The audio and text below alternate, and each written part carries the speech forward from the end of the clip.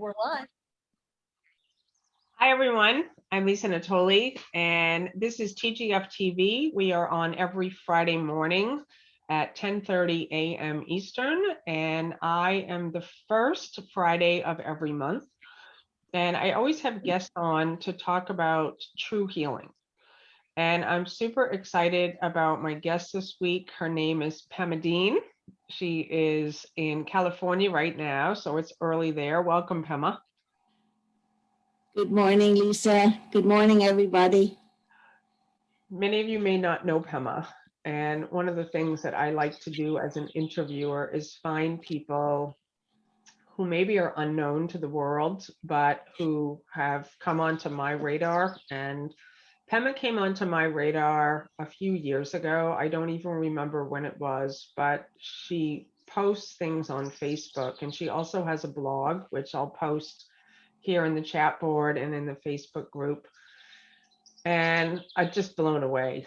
Every expression out of Pema is pure light. And then I got to know Pema more closely. She came into some of the programs that are offered at the Teachers of God Foundation and the program I have called the Healing Cure. And one of the reasons I wanted to have Pema on is because she still has body things that are happening, but she's healed. Her mind is healed. So that's one of the big things that I want to express here is true healing. What is true healing? What does it mean? Because often what we do is we think of healing the way the world thinks of healing, that it's physical, that it involves something that we can see with the body's eyes. And that's not true healing. True healing is where you know your true identity, where you know yourself as eternal and changeless, and maybe you don't do it perfectly all the time, but it becomes your commitment. And so the reason why actually I have Pema on this morning is she actually sent me an email a couple of weeks ago. I was thinking, who am I going to have on for my next guest? And she wrote to me and said, would I look at a manuscript she's written for an upcoming book? And I love the title. And so I really want to have today's topic be the topic of Pema's upcoming book. It's called Walking in My Own Divinity, One Woman's Journey into the Light. And here's what Pema wrote in an email when I reached out to her. She said, I love the topic of true healing and what this time of dealing with sickness has done for my heart. How the heart keeps opening as we face vulnerability and fragility. The beauty of the love that we are and how what's really important comes to the foreground.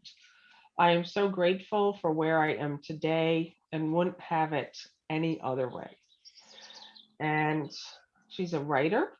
She has a blog. It's called, I'm going to post it here in the chat board, but it's thevibrantheart.typepad.com. And she's very consistent in her expression. And she's just an inspiration to everyone who knows her. And Pema says, I live a quiet, simple life in beautiful Mount Shasta, California. A blessed life enfolded in the heart of spiritual teacher, please correct me if I say this wrong, Devaji? Devaji, yeah. Devaji. And a community of resonant awakening beings, a life devoted to Jesus, whose hand I hold, whose heart I rest in, and whose teachings and A Course in Miracles pull me ever more deeply into the light and heart of God. Welcome, Pema. I love you so much. So I'd love if you can just share anything that's really coming to you, whether you'd like to share your story or a little bit about what true healing is for you. Right. Well, it struck me there when you were speaking. It's the word commitment. Through the years there, initially, everybody who is in a compromised body wants to feel better, wants to get well. And then, of course, backed by all the teachings in the Course about the absolute potential of a physical healing when the mind is healed, as Jesus would say, a guiltless mind cannot suffer. So there's a huge build-up of potential and expectation of physical healing that can grow. And of course, I was in that company too. But over time, I got to, through the years, it just felt like the commitment to that shift in identification became more important. The identification of myself as the light of God, the light and the love of God. And that just became more of the purpose of this time, and to see that to its completion as much as I could, or as much as time will give me in a body, in a physical body. So there's just such gratitude to have such a sense of purpose and the joy that that brings. And I don't know how to expand on it really well, but like there's something so beautiful that happens when you're in a physical body that is compromised and isn't functioning very well. We become innately aware of how little control we have to a certain degree. And there's a surrender that has to happen. But just something in the vulnerability itself. It's like you come back to being a child again. You're dependent on others, and it just breaks down. It breaks down the separation, that dependency on other people. I would literally, just feel those energetic walls around my heart or in my being, through the tears and the weepiness of the vulnerability. I would literally kind of feel them wearing down, and just the beauty of the love coming in, and just whoever I would think of in that moment, or there would just be such a feeling of connection and love and gratitude, and just end of separation in that moment. Mm-hmm.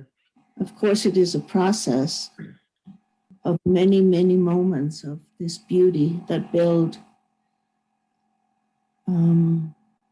But that space, as we all know, that space of love in our hearts, I don't think there's anything, anyway, for me, more beautiful. Yeah. Could never compare, actually, to, the past, where the body functioned fine, but the little mind was a bit of a mess, of unhappiness and striving, and yeah. I love that so much. That's the big surprise. Often our goal when we have a compromised body, or we have an illness or a sickness or pain, is the body healing and to be free from the pain. And the thing that we don't know yet when we're trying to heal the body or heal the mind to heal the body is the gift that's there when we do surrender. Like, that's the great surprise. And so many people have no idea of this peace and this joy that passeth all understanding, because the focus is always on, I got to heal the body, I have to change my diet, I have to try another something, some other therapy. But when that surrender comes, because I have the same story as you do, trying to heal for 5 years of physical illness and pain, and that surrender that comes. And I love what you just shared, Pema, is we don't see the control we have when we're trying to heal the body and change our situation.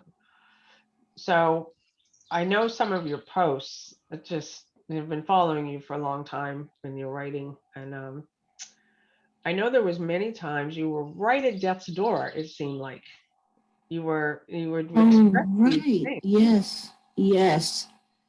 That's lovely. Yeah, that's beautiful you bring that up because that's a huge piece that um, I'm finding a lot more peace with now. But for years there were two particular times when it really looked like I was going to exit like the physical body. But also just through the years um,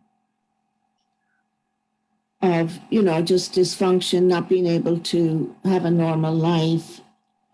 Um,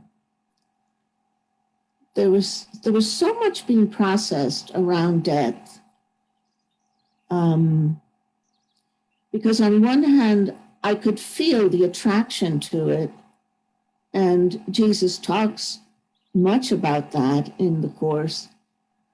Just part of the ego program, this attraction to physical death. And for me, it felt like, well, that was my only way out of this situation, was physical death. So I would feel the attraction to it. But at the same time, I also had, there was accompanying fear of it. Like neither did I want to leave the familiarity of our everyday life. Like, we really believe we're this body, and that's what, that seems to give us some weird sense of safety or comfort, or that looks like it's ongoing or something. So I clung to that too. Like I didn't want to, there was fear to leave the body, to leave the familiarity of it, to leave the beauty of the loved ones in my life, and just my everyday life that was becoming more and more beautiful because it was being seen more from spirit, from the Holy Spirit. So it was taking on a wealth of beauty that I didn't know before. So it was, oh, I don't want to leave this. This is beautiful. So there was a lot of that back and forth going on, like being attracted to death one minute, and then the thoughts, of not wanting to leave, of grief. And also the knowing, a little still conceptual, of course, but the knowing that death, the physical death, was not a way out Right. Yeah. of my situation. It could look like it's a way out, but Yeah. wouldn't be, because until I know truly who I am Yeah. completely in this situation, and know fully that this is a dream I'm looking at, and that the world is an illusion, until all that is known deeply and lived in, then the work, my understanding is, it's not complete. So I my love that you just said that was because that was a complete. big thing for me also. Like I went through a period also where I really thought there's no way this body's going to last much longer. Like I really felt like Right. this is it. I'm going to die before I'm 50. And okay. And to come to the healing of the fear of that. And for a long time, like you, death was welcome. I wished I would die. I just was like, I don't want to be in this pain, this Right. and to realize death is not the way out.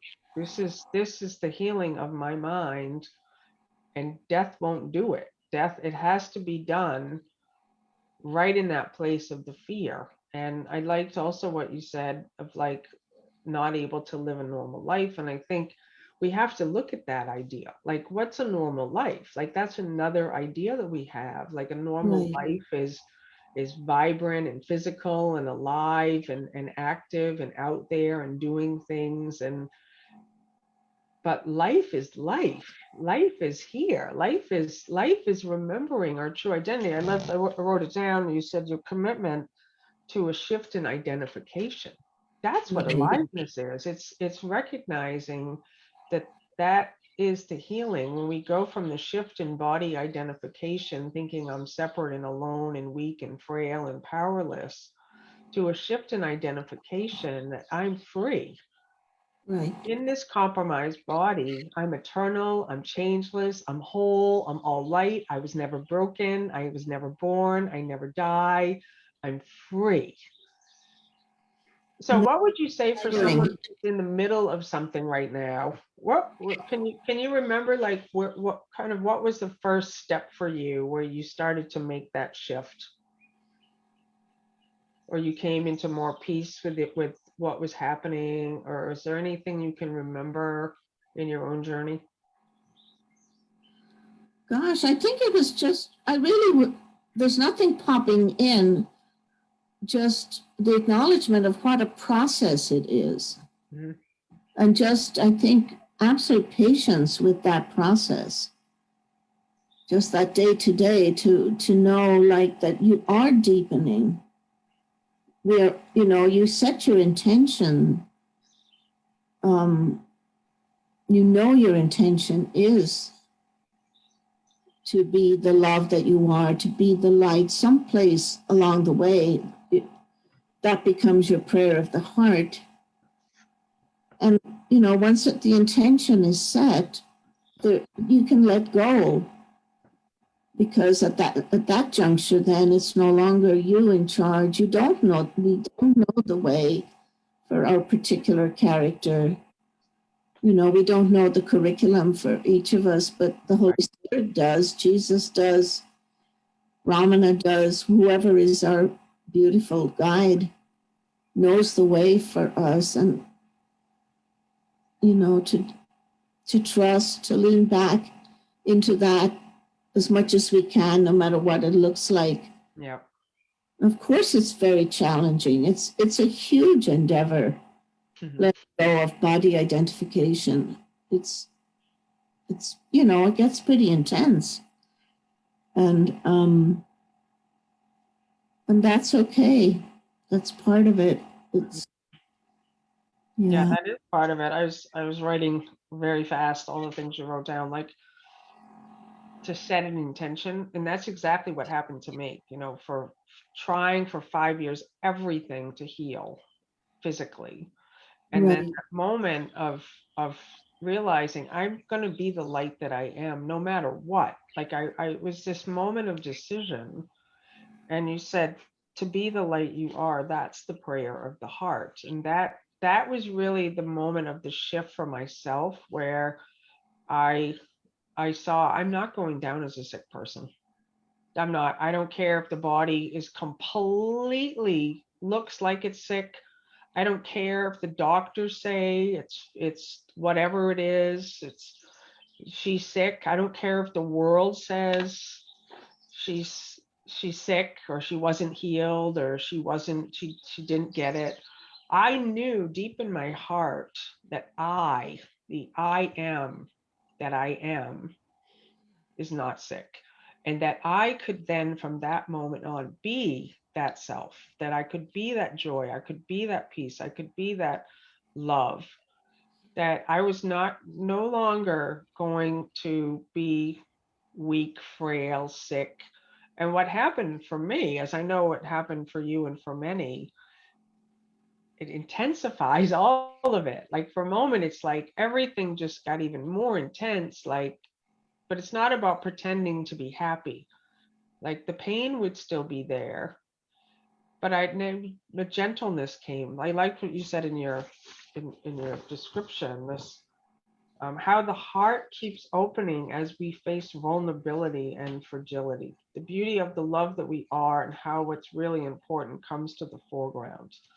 And that's what I found, is like the healing was a gentleness with myself, to not beat myself up when there was pain or physical limitation, but to love myself.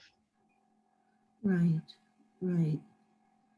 And to honor where we're at, you know, to honor the very fact that the physical, it may not be that the physical body will heal. in this lifetime, for me, for example, to honor that, to let go of any judgment around that I'm a failure because it's not healing. That's been quite a piece too. Yeah, I saw your Facebook page this morning. I was looking, I know you posted about today's interview, and that's the thing, like, to see how we don't even know what a light we're being often. When I saw all the comments, like, you're an inspiration to everyone. The love that you are, that you express, that you don't block, it touches everyone. And that's a healed mind. Mm. That's what it is. And I really believe that that's what people are longing for right now in the world. I mean, we have so much that's like on Instagram of filters and people thinking I have to change the way I look and I have to look youthful and vibrant. And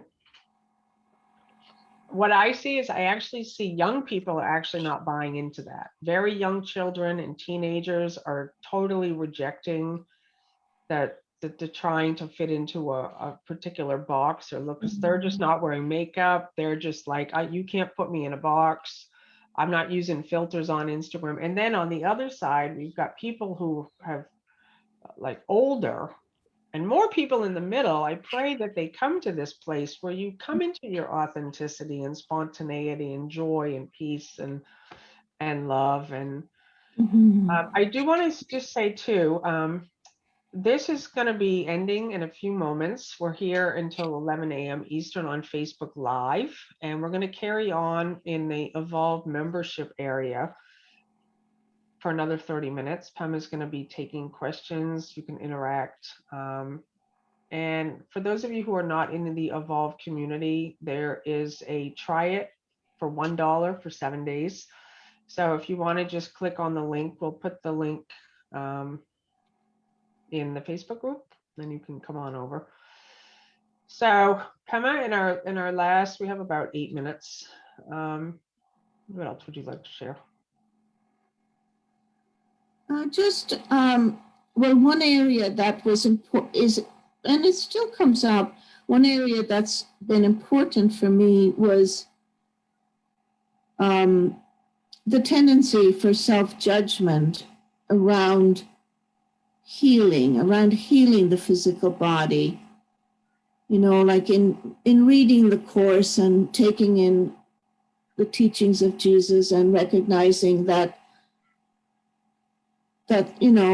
sickness and the guilt in the deep unconscious mind, it's the guilt over the separation from God that actually makes or creates sickness and separation. And taking that in over and over, I mean, it's so amazing, it's so beautiful, like to be with that. But then I would, at the level of the surface of life, the mind would be saying to me, oh, if you adopted a really good diet, you would heal, you would feel better. If you did this, you would get better. If you did that, so the mind over the years would be busy with this kind of stuff. And, just that process of letting go of self-judgment around anything that I was supposed to be doing other than whatever I was doing in the moment, And we all tried the diets and, some of us feel better. Some of us get better through diet. I mean, or whatever the modality might be. We just can't know, but I just want to put that out there, that to just watch that mind and to just bring patience and gentleness to that voice that always wants to be telling us there's another way other than the way we're living in the day. I love that so much. I'm glad you put it out there, because that is the sickness, the doubt, the judgment, the guilt, the shame. Absolutely. How did I Right. cause this? I mean, that's what goes on in spiritual community of like we have it like, okay, the world that I see out there, including the body, is caused by my thinking. So I caused it with my thinking. And then we make ourselves guilty. So we're continuing to the sickness Yes. where we need to see, oh, it's the guilt and the judgment and the doubt that's the sickness. That's what needs healing. My mind that keeps attacking itself with these kinds of thoughts. And then so then the healing is to say, okay, I'm going to love myself, totally love myself as is, this body, this condition, all of it. This is my commitment. I love that you said that, Pema, is that Right. that's it. And that's quite a process. We all know we don't turn that mind around in a matter of days, or it's a process, and it's literally, well, for me, a process of years. Yeah. Totally. That's what I love about it myself, because from that moment for me, October 2018, that's when I was healed. It was this moment of recognition and realization. I don't have to identify with the sickness anymore. And that's where I identified like the start of my new life. And that's true healing. And what I want to say, because we are gonna end this Facebook Live, I want to make sure people can find you. She's on Facebook, so you can find Pema Deane on Facebook, and her blog again is called, we're gonna post the link in here, thevibrantheart.com, typepad.com. And there's so many stories. I actually printed the one this morning I saw about your husband from years ago, when the Right. story of That's him another having story. brain Yeah. cancer and the total healing that happened around that. And so I encourage everyone to, if you've been inspired by this talk, to please Right. continue to find Pema. And I thank you for being here and in the world. You bring so much joy to me. It's just Aw, so so sweet. very grateful to know you. So thank you everyone for watching Thank on you, Facebook. everybody. And Pema and I, we're gonna stay here, and we will be here with you guys here in the Evolve community.